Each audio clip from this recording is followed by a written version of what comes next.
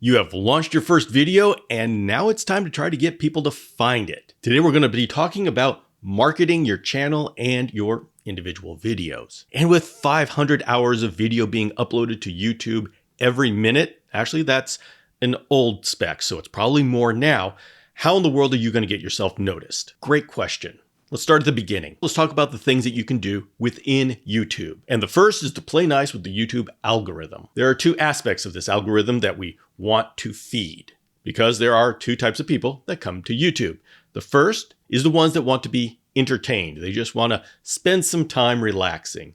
The second is they actually have a question that they need answered, and they're using YouTube as a search engine. So when you're making and uploading a video, we want to think about it in the light of those two people. So first, let's talk about the people who just want to be entertained.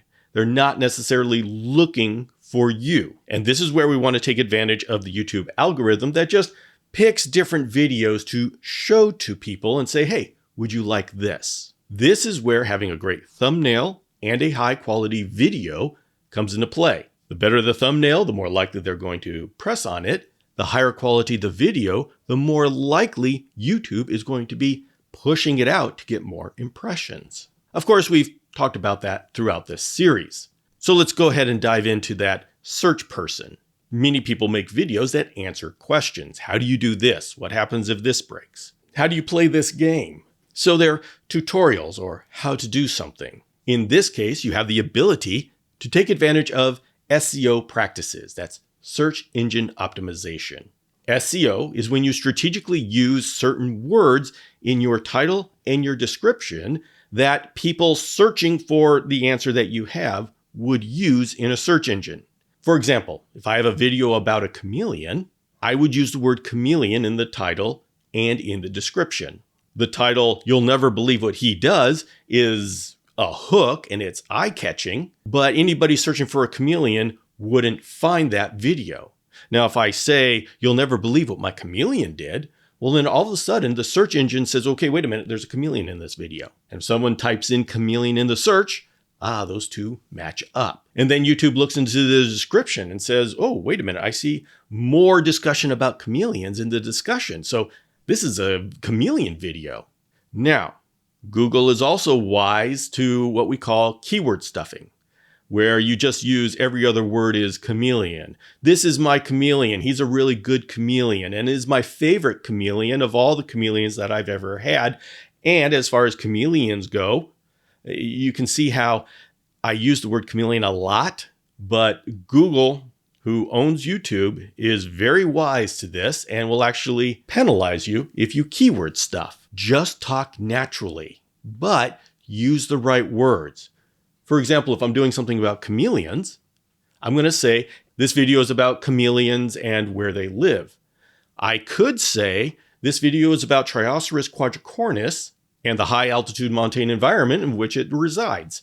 Those two sentences will bring in different audiences. When I say this is where the chameleon lives, I'm going to get a larger and less sophisticated audience.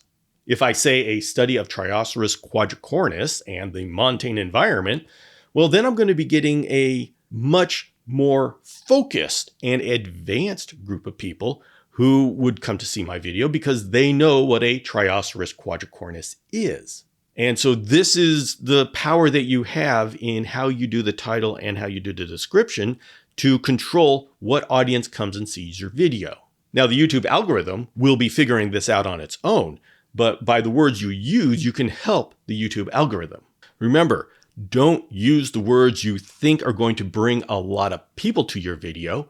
Use the words that will bring the right people to the video. Think about what words your ideal audience would use. Now, outside of the videos, there's other features that you can use in YouTube. There's something called the Community tab, and this is where you can put an image or video and text and communicate with your community. It's a little Instagram-like, and I really haven't seen it as an effective tool to market your channel. It's more to talk to the people who are already subscribed to your channel. But there is value in maintaining your community so you don't lose subscribers. And the next thing is to get out into the YouTube community and get involved. And what this means is go to other creators that are in your niche and watch their videos and be involved in the comments. And if they do live sessions, all the better. Be involved with the live sessions. Your name will get out there and people will see your name and they'll say, oh, okay, what do you do? So just by being active on other people's communities, you can get recognition that you exist. Now, important message about how you interact with other communities. First, I'll tell you what not to do. This is because so many people go and they try to be better than the creator. They try to criticize the creator. They're trying to say, I'm an expert and you should come follow me. With the false humility. Oh, I'm just here to help. Yeah, right. The thing is, you're being disruptive. And the people that are in that community, they're in that community because they like the creator. And to them, you're just some new kid that's come in and just started causing trouble. So avoid I guess it's a basic human desire to be important, and go into those communities and actually add value to that community. That is how you're going to get people to say, hey, I want to see what this person is up to, is if you can go to that community without putting the creator down or making it seem like the creator doesn't know what they're talking about. Go in and say, wow, creator, that was a great video. I really loved it when you did this. Wow, I didn't realize this. You don't have to say wow all the time. But what I'm saying is put in some substantial involvement within the comment section that shows that you've actually watched the video. When you do comments that are just like, cool video, nice to see you, or just token stuff that shows you really didn't watch the video, you're just trying to be seen, that's annoying. That's not going to get you anywhere. So be a positive element within that community. If that community is at a lower experience level than you are, well, either don't go there or else go in and just have fun at that experience level. You don't have to show off. You shouldn't show off. Don't go to someone else's party and ruin it. This is especially true with lives. Lives are a great place to interact with people in the chat. It's not a great place to go to somebody else's live and then just try to get all the attention for yourself. Interact with the creator. Laugh with the creator. Make the show a better show because you're there. And by better show, I mean fun for everyone, not just you hogging the spotlight or trying to get attention for yourself. If you can go to another live show or comment section, and the comments section, live session, and the creator themselves feel better because you showed up, that's when you're starting to build community, and that's when people are going to be interested in who you are. The best thing you can do, YouTube, off YouTube, is be a member that makes the community better because you're there. And the community is not better because of all the factoids you have. And although some communities need to be corrected if you're the recognized expert, I would recommend erring on the side of just not being part of that community instead of going in and just starting to cause trouble. But you should be causing trouble and knocking heads in other communities only if you are the recognized expert in that subject matter. Otherwise, just don't show up to the comment section or the live session. You don't want to be associated with that community anyways.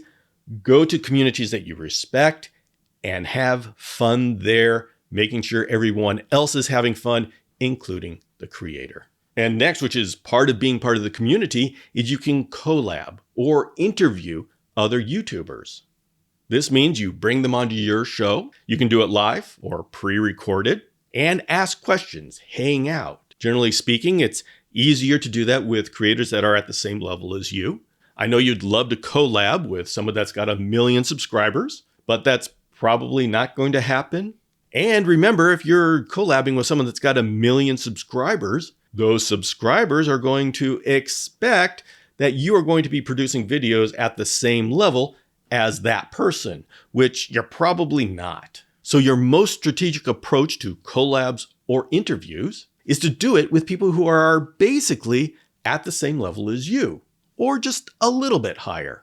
You can ask them questions about your next steps. When you do that, then the audience that is watching your show, your collab, your interview, is more likely to stick around and say, okay, I'm going to subscribe to this channel as well. Getting a lot of attention by having a superstar doesn't do you any good if nobody sticks around afterwards. Interact, collab, and interview with people who have the same kind of audience as you. Now, one more thing about trying to get impressions or exposure using the YouTube algorithm. You will run into the question of quantity versus quality. And some people use making a lot of shorts as a way of getting people in and subscribers in and getting attention. And that does work. And what this means is, say you have a long form videos, your 3, 5, 10-minute videos, and you make a bunch of videos that are less than 60 seconds. Now, YouTube is extending shorts to 180 seconds. They're playing games with that, but let's call them shorts. If you do a bunch of shorts, the shorts go out and they get a better reach. And that's because they go into a shorts feed, which is like a doom scroll. And people are just sitting there and mindlessly flipping through this. While that does give you reach, views, and sometimes subscribers, use this method carefully, because the shorts audience isn't necessarily the same as the long form audience. And like all of this, not all subscribers are made the same. You're looking for subscribers that really like your content, are going to subscribe, going to view your long form content, stick around, and comment and engage with your audience. And so you really should see the shorts feed as a strategy in itself instead of something to just support your long form. Some people have had success about that, but generally speaking, I haven't seen that the people on shorts really love to go jump and see a long form video. YouTube has this feature, it's called a recommended video. And so if you have your short, you can have a recommended video that the person on a shorts feed can go to. And I have yet to see that that is taken off and been effective. Now, trends change, people change, and so it still is a tool that you can use. But if I were giving recommendations, which is my video, so I'm giving recommendations, have your shorts feed be a separate strategy than your long form strategy. But let's take it up a higher level. Shorts or long form, quantity versus quality. And that's a tough one. Basically, the balance is the more you produce, the lower the quality is, because you have a certain amount of time and resources to give to a video. If I make one video a week, I can put a lot more effort into that video than if I make 5 videos a week. And of course, how much quality I can put into these videos depends 100% on my skill and how good I am at doing it in a short amount of time. The more videos you create, the more exposure you will get. And so, yes, if you do a video one a day, you're going to get more exposure and you're going to grow faster than if you do one a week. But that's assuming that all the videos are the same quality. I don't think you're going to be able to create 5 videos a week with the same quality as one video a week. But the question is, how much quality does there need to be in those videos to achieve your goal? And that's going to have to be something that you answer individually, depending upon your skill level, your situation, what kind of topics you're doing. And every single one of us creators has to make a decision for ourselves of the balance between quantity and quality. And believe me, it's not just about how fast our channel grows. You need to also take into account mental health, family, work-life balance. So that question has many deep layers. So all I can say is at top level, the more you produce, the more you'll get out there. But I'm not going to recommend a quantity strategy. That's got to be something that you decide for yourself. Now let's go outside of YouTube. If we're going to be marketing outside of YouTube, you have other social medias, probably Facebook, Reddit, Instagram, TikTok, maybe a newsletter, website. Any one of these things can be an outreach. Now, some are better than others. Instagram and TikTok are more about entertainment, so people are less likely to go off on a link to see some other platform. Facebook and Reddit, a lot of people go there because they want answers and they're doing research, they want discussion, and so they're more likely to click a link and go to a YouTube video. Of course, if you have a Facebook page dedicated to your YouTube channel, use that. Link your video on there. And so yes, use every platform that you have available to you. Now, perhaps the most powerful way of marketing your channel is to be involved in the community, truly involved in the community. This means going to shows, interacting with other members of your community, whether online or in real life. Live the community, live the life. Go to trade shows, wear merch, as in t-shirts that you make with your YouTube logo on it. Create content that is useful for your community so other people want to link to your YouTube videos. Being part of a community is the most powerful way of getting people to say, hey, I want to be part of what they're doing. And it's important to be patient. Know that this takes time. When you first launch your videos, they're going to be in a sea of other videos, and you're not going to get a whole lot of attention unless you have an established community somewhere. The key is to be patient and keep going with it. In the 1930s, some movie executives came up with the marketing rule of 7. And what this was is they figured out that people would buy a product after they had 7 impressions of the product. So they go to the movie theaters, they see an ad at the movie theaters, they see a magazine ad, they see a billboard. After they've seen it 7 times, then they were ready to purchase. So what this means is you have to be patient, you have to keep putting yourself out there, and realize it takes time. People need to get familiar with you. Now, I wouldn't get caught up in the number 7. 7 worked in the 1930s. We have a wildly different world nowadays. The advertising back in the 30s was much less ubiquitous than it is now. Now we get deluged with impressions. And so don't get caught up on the number 7. It may be 700 at this time. I don't know.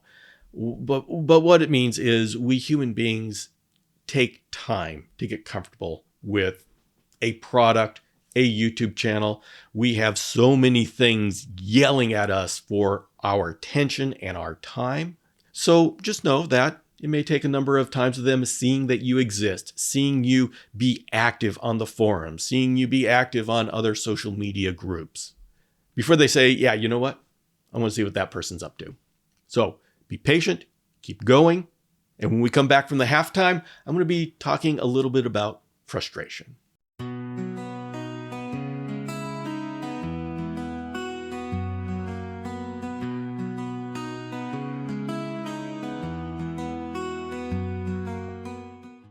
All right, welcome. Today we're going to be talking about how you're going to market your video, the video that you just released or your entire channel.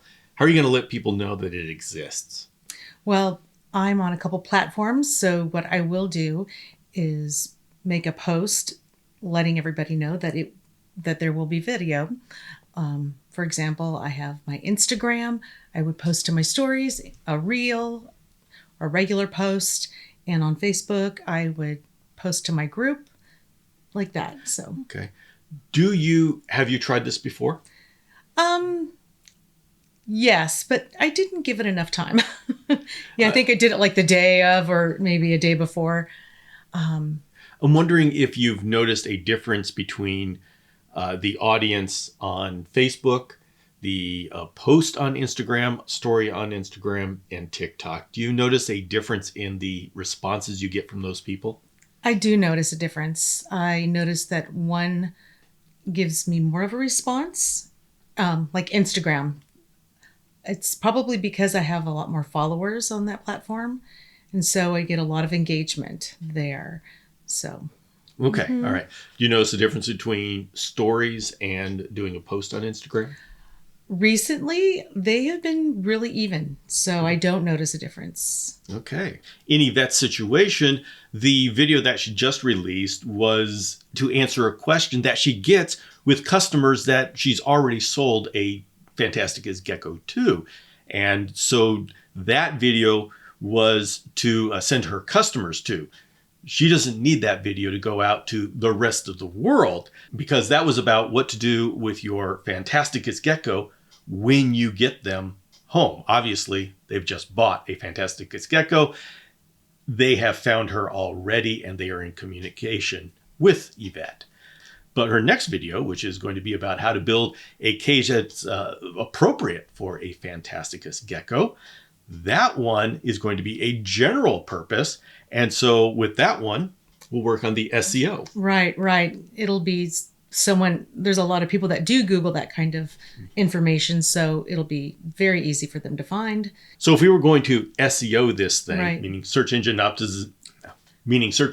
optimization to make it easy for search engines to find this video, what kind of words do your customers, would they be typing into Google? They'll probably be typing in a satanic leaf-tailed gecko. That's like, I believe that's the number one. They may type Fantasticus or Europlatus, but those are like the top ones.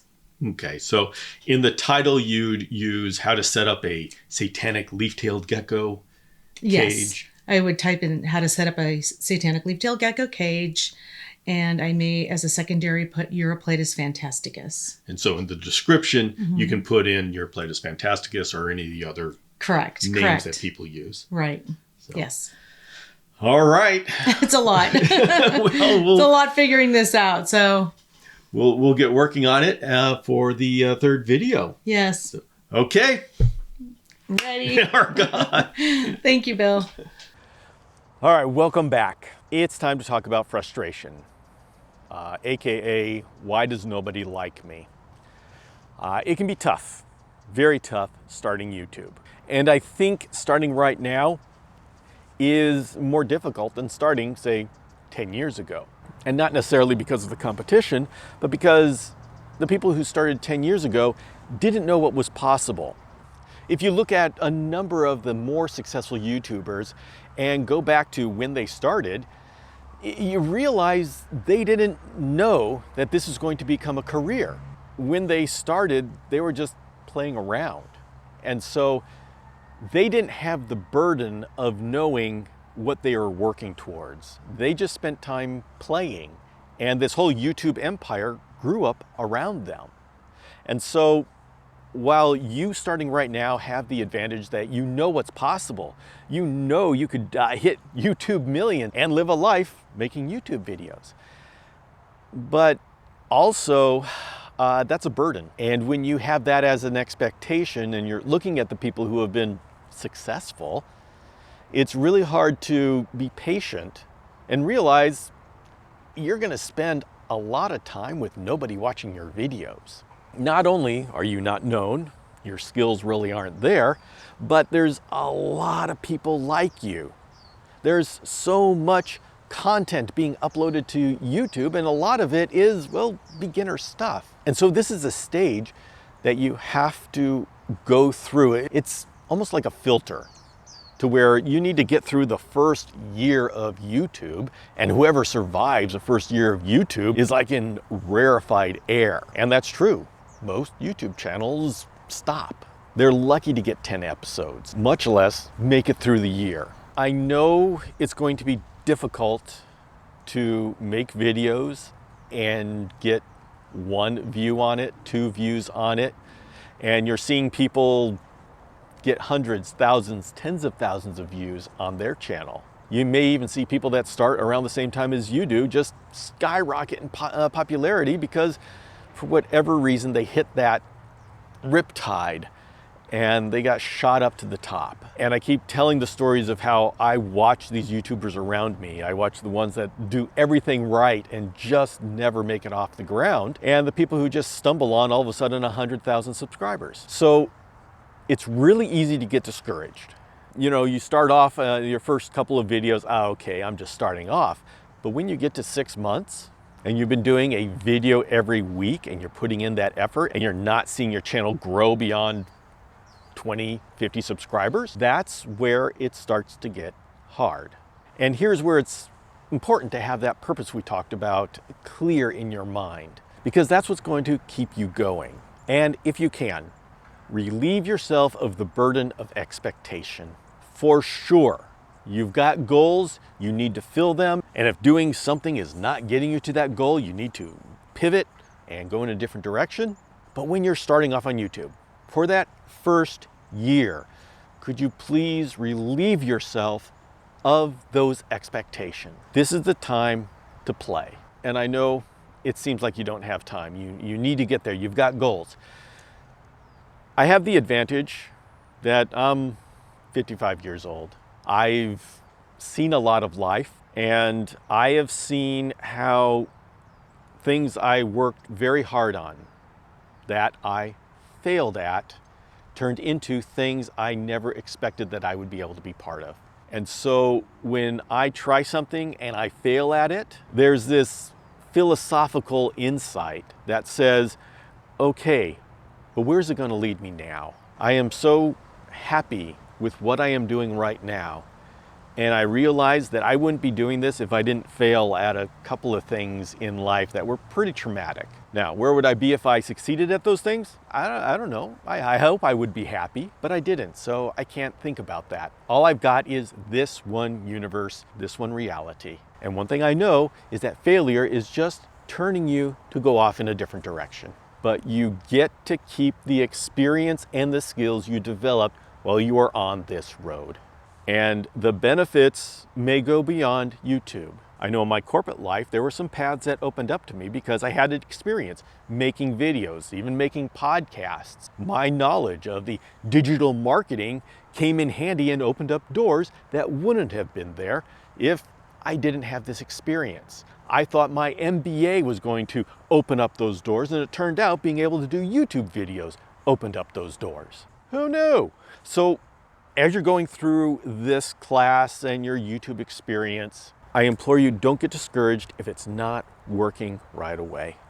Build the skills of video creation, build the skills of storytelling, build the self-discipline necessary to create content consistently. And 5 years from now, whether your YouTube channel takes off or not, those skills are going to open doors for you that you don't even know exist right now. So I don't know if you can see it right now, but if you can trust a guy who's seen a lot of decades, use this time to build the basic skills. Where you take this will depend on what opportunities rise up in the future in your life. And so I hope you continue having fun. And with that, I'll let you go to create, and I'll see you next time.